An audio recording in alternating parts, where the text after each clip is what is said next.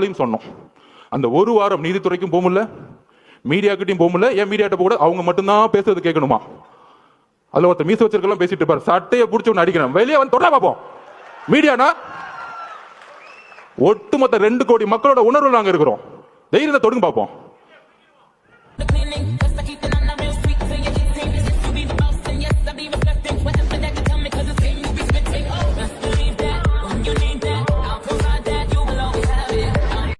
அரசு காவல் உயர் அதிகாரிகள் ஊடகங்களிடம் பேசியது என்பது பொதுமக்களிடையே நியாயமான விசாரணை நடக்குமா என்ற சந்தேகத்தை ஏற்படுத்தக்கூடும் என்றும், நியாயமான விசாரணை மூலமே அந்த சந்தேகத்தை மீட்டெடுத்தே ஆக வேண்டும் என்றும் உச்சநீதிமன்றம் தமிழக அரசின் தலையில் ஓங்கி நறுக்கு நறுக்கு நறுக்கு என்று கொட்டியதை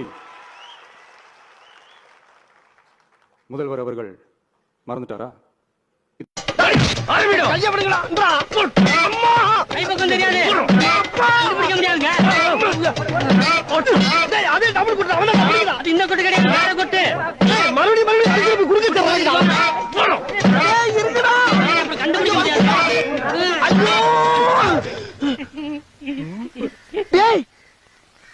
என்னடா பணியார மாதிரி வீங்கி இருக்கு?